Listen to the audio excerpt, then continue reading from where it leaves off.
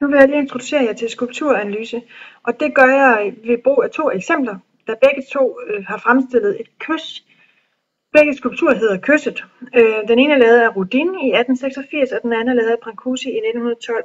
Og den ene er af marmor, og den anden er af sandsten. Når vi starter med at se på en skulptur og analysere den, så noget af det første, vi ser på, det er de her elementer her. Altså størrelse og titel, årstal, kunstner, placering.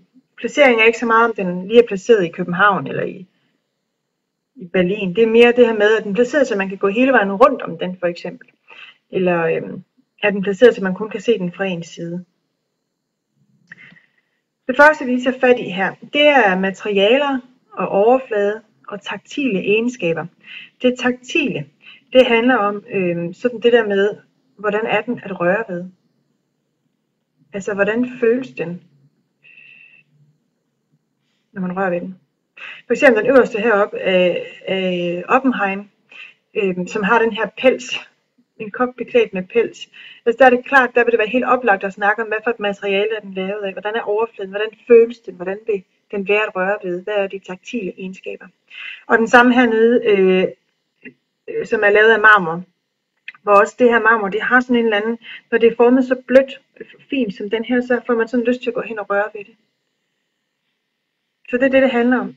Hvis vi nu ser på de 2 skulpturer her, af Kysset.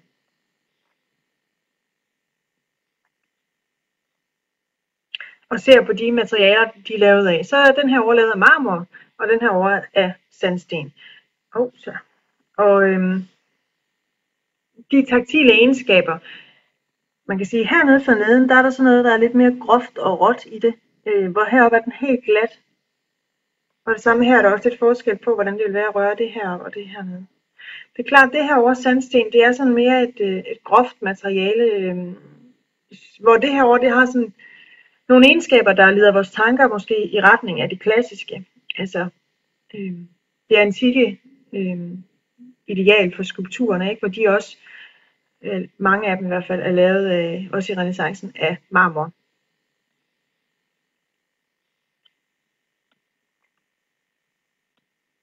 Det næste vi så ser på, det er det, der hedder detaljeringsgrad. Og detaljeringsgrad, det handler om der er mange detaljer, der indbyder til, at vi nærstuderer skulpturen, eller om der er få detaljer, som mere indbyder til sådan en helhedsoplevelse.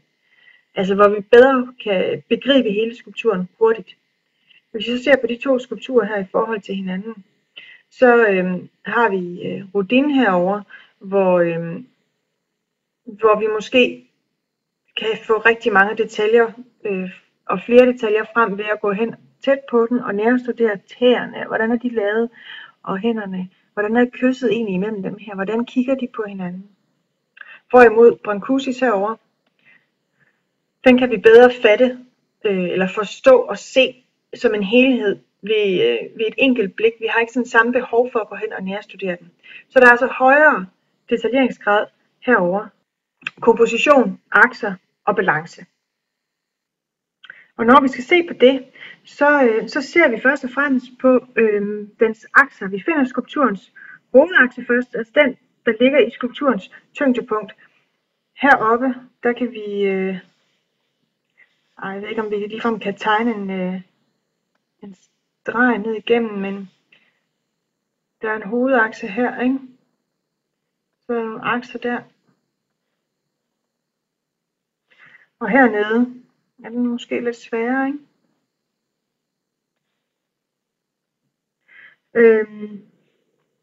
Og det er de her akser, der afgør, om skulpturen den så er liggende eller stående, og også om den er i balance eller på vej ud af balance. Hvis vi ser på den hernede, så er balancen her, der er en understøttelsesflade her, men i øvrigt er der faktisk ikke nogen understøttelsesflade. Så vi kan fornemme, at den her, den er på vej ud af balance, eller også så er den bare lige præcis i balance, og ikke meget mere end det. Her er der også en meget lille understøttelsesflade heroppe, men der er en eller anden form for balance. Den sådan prøver at række opad, men den er ikke sådan ved at vippe på nogen måde. Der er nogle akser her, der ligesom ophæver hinanden, den der over for den der. Hvis vi så ser på vores 2 skulpturer her, med kysset, så er der herovre i Rodins udgave af det, der er der mange akser. Der er sådan nærmest en rotation rundt. Der er stadigvæk balance, men hvis vi sådan prøver at tegne ind, vi kan tage, der er sådan den her med understøttelsesfladen her, og der er også der selvfølgelig. Kan vi ikke lige se ham på det her billede, men man kan sådan fornemme, hvordan der er mange akser i det her. Så der bliver sådan nærmest lavet sådan en rotation, fordi de sammen laver en rotation, som gør, at vi får lyst til at gå hele vejen rundt også. Det skal vi prøve at snakke videre om lige om lidt. Men der er stadigvæk balance i det. Og herover, der har vi jo nærmest bare med sådan en abstrakt kubik at gøre. Den er meget symmetrisk, ikke? Og sådan en firkant her, og er i sådan nærmest en ekstrem balance. Hviler i sig selv.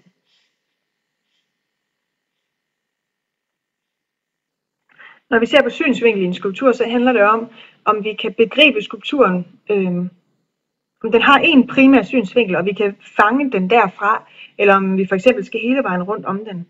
Altså hvad er det for en synsvinkel, den indbyder os som beskuere til at have? Hvis vi tager Rodin her, så er den måske ikke så åben, den er lidt lukket om sig selv. Altså både akserne her lukker sig, eller hvad skal man sige, linjerne i den lukker sig om sig selv, og de lukker sig om sig selv her. Men omvendt så har vi også sådan, at det er en rundskulptur, som vi er nødt til hele vejen rundt om, for rigtigt at få det fulde udbytte af. Hvorimod herover der er skulpturen også meget lukket om sig selv, og den er sådan mere en frontal skulptur. Vi har måske ikke samme behov for at komme om og se den på den anden side. Sådan der. For der ser den jo nok lige sådan ud. Bevægelsen i en skulptur, det handler om den er i sådan harmonisk ro, eller om den er mere dynamisk. Er der mange indre bevægelser i den, eller modbevægelser, som sådan måske kan ophæve hinanden. Hvis vi nu ser på den her, så er der jo rigtig mange linjer i den, der er rigtig meget bevægelse i den. Men mange af linjerne ophæver måske i virkeligheden også hinanden. Sådan at der alligevel opstår en anden form for ro i den, sådan at der er masser af bevægelse, men egentlig alligevel er en form for ro i den. Eller måske ikke ligefrem ro, men i hvert fald en form for harmoni. Vi har ikke den her oplevelse af, at den vælter lige om lidt. Hvis vi så ser på de to her igen, så er der jo rigtig meget bevægelse i den her over. Vi skal hele vejen rundt om den for at se den. Så den er meget dynamisk, kan vi sige.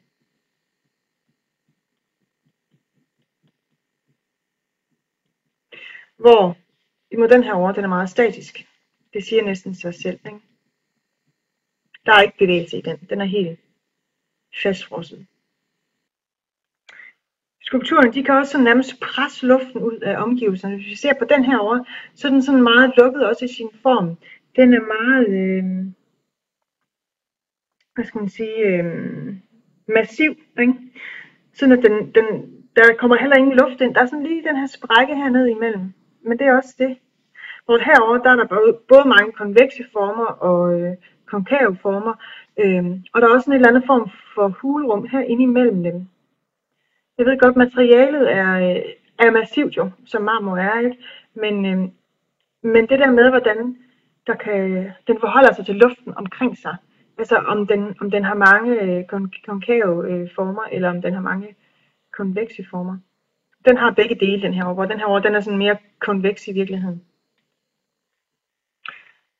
Skulpturer kan jo både have sokler, det har mange af de klassiske, men de behøver de ikke have. Her der er Dwayne Hanson, han har arbejdet med netop at fjerne soklen i sin skulptur, fordi han arbejder meget hyperrealistisk, og så vil han gerne have, at de her figurer, de kan indgå i omgivelserne på lige fod, kan man sige, sådan at vi som beskuere kan gå direkte til dem og se dem i øjnene. De har også menneskehøjde, eller legemsstørrelse, og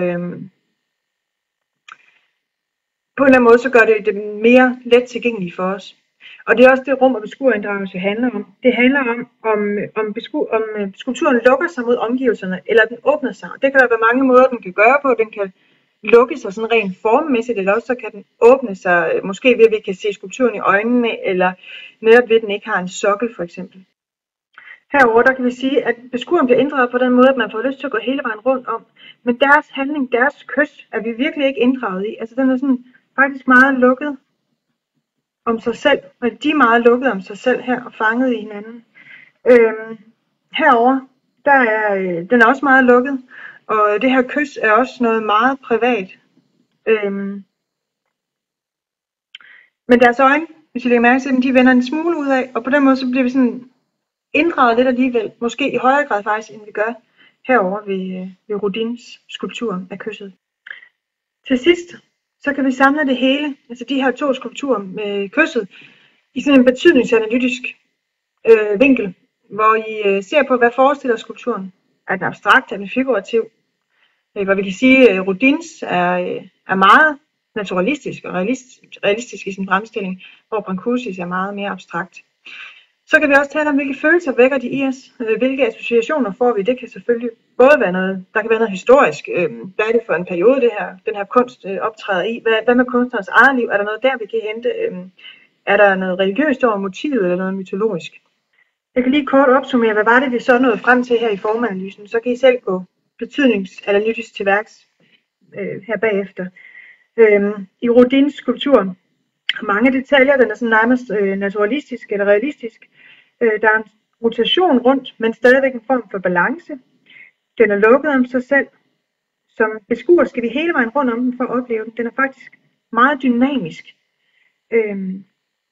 Der er nogle åbninger i den, i formgivningen.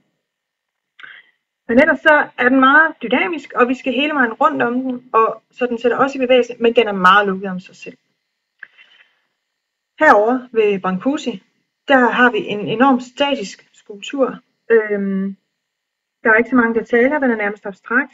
Den er også lukket om sig selv, og nærmest sådan frontal, og har en stor en stor tyngde. Sådan nærmest som en kæmpe sten, der lige er faldet ned fra himlen, ikke? Sådan bum, så står den der. Den kræver ikke, at vi skal rundt om den. Vi kan fatte den i et blik. Ja. Så må jeg prøve at se på dem, og finde frem til, hvordan I opfatter de her 2 kys.